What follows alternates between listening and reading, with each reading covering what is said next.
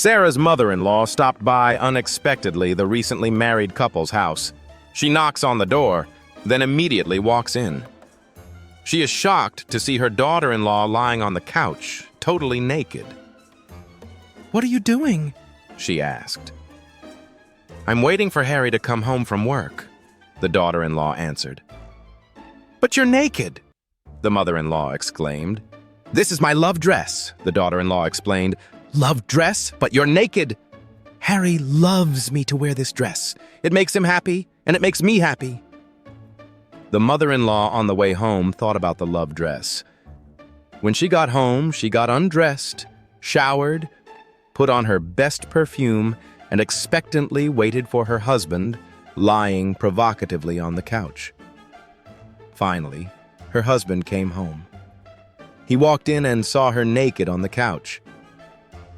"What are you doing, Sarah?" he asked. "This is my love dress," she replied. "Needs ironing," he says. "What's for dinner?" A bum comes up to the front door of a very expensive house and taps gently on the door.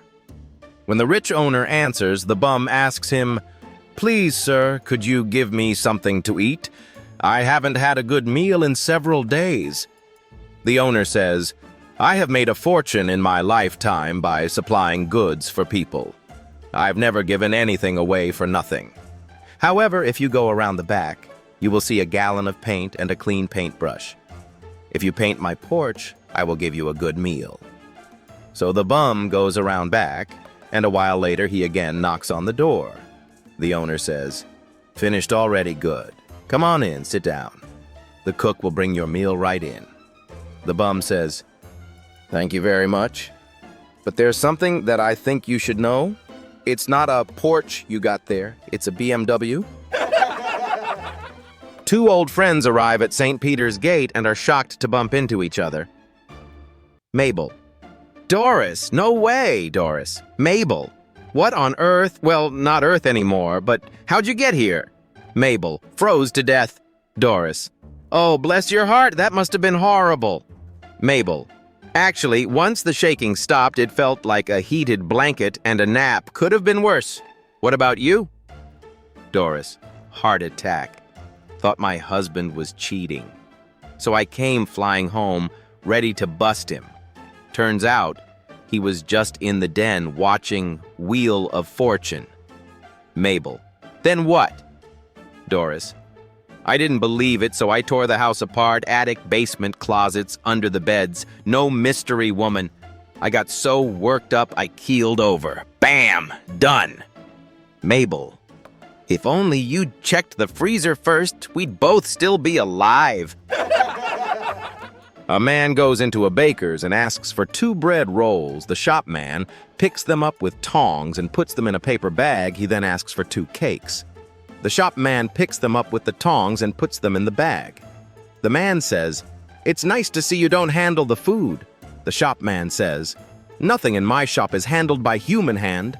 He then noticed a piece of string hanging out of the shopman's trousers and asks, "What is that piece of string for?" The shopman says, "When I need a piss, I just pull on the string and it pops out." "That's okay," says the man. "But how do you put it back?" "That's no problem," says the shopman. "I just use the tongs." A married couple walks through the zoo and stops by the gorilla enclosure. The woman says, "Mark, did you know gorillas behave a lot like humans? Watch this. I'm going to test it with a little harmless fun."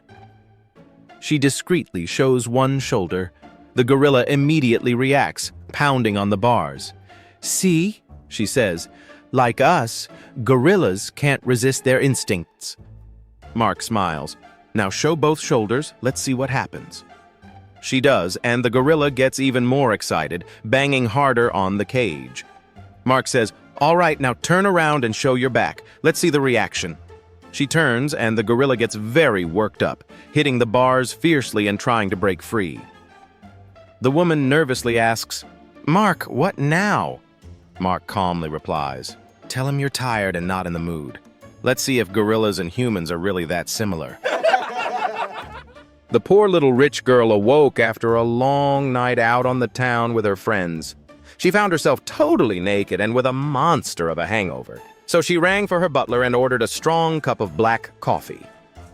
When he delivered it, she said, "Jeeves, I can't remember a thing about last night. How did I get to bed?" "I carried you upstairs, ma'am, and put you to bed." "But my dress?" "It seemed a pity to crumple it, so I removed it and hung it in your closet." "But what about my underwear?" "I feared the elastic might limit your circulation, so I took the liberty of removing them." "What a night," she sighed. "I must have been tight." "Only the first time, ma'am." Murphy showed up at Mass one Sunday, and the priest almost fell down when he saw him. He'd never been to church in his life. After Mass, the priest caught up with him and said, "Murphy, I am so glad you decided to come to Mass. What made you come?" Murphy said, "I got to be honest with you, Father. A while back I misplaced me hat, and I really love that hat. I know that McGlynn had a hat just like mine, and I knew he came to church every Sunday. I also knew that he had to take off his hat during Mass and figured he would leave it in the back of church. So I was going to leave after communion and steal McGlynn's hat." The priest said, "Well, Murphy, I noticed that you didn't steal McGlynn's hat. What changed your mind?" Murphy replied, "Well, after I heard your sermon on the 10 Commandments, I decided that I didn't need to steal McGlynn's hat after all." With a tear in his eye, the priest gave Murphy a big smile and said, "After I talked about thou shalt not steal, you decided you would rather do without your hat than burn in hell, eh?" Murphy slowly shook his head. "No, Father, after you talked about thou shalt not commit adultery. And that reminded me where I left me hat." A king decided to spend the day fishing with his beloved queen. Before leaving the palace, he called in his royal weather expert. "Will it rain today?" he asked. "Not a single drop, Your Majesty," the forecaster declared with full confidence. "Clear skies all day." Satisfied, the king and queen packed their fishing gear and headed out. On the way, they passed a farmer riding a donkey. The old man tipped his hat and said kindly, "Your Highness, if you value staying dry, I'd turn back now. A storm is coming." The king laughed. "My dear farmer, I have a professional meteorologist with degrees, charts, and instruments. I trust him, not the ears of a donkey." And off the royal couple went. Within the hour, boom, thunder cracked. Skies turned black and rain came down like buckets. The king and queen were soaked to the bone. Even the royal wig floated away. Back at the palace, dripping and furious, the king fired the official weather expert on the spot. He called for the farmer and said, "You were right. I want you to be my new weather advisor." The farmer scratched his head and replied, "Me? I'm no expert. I just look at my donkey. When his ears droop, I know rain is coming." The king nodded solemnly. "Then from now on, your donkey will be the official royal forecaster." And that, my friends, is how the first donkey got appointed to a high government position. A tradition that, unfortunately, is still alive and well in many places today. Patty and Mick are at a job interview for a laborer by a builder. Patty goes first and is asked, "If you lost an eye, what would you be?" He answers, "Half blind."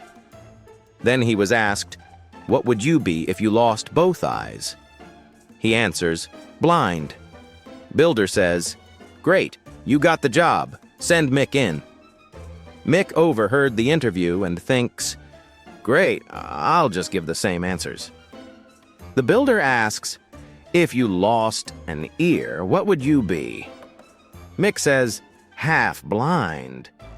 Then was asked, "What about if you lost both ears?" Mick says, "Blind." The builder, a bit puzzled, asked, "How would that be?" Mick says, "My hat would fall down."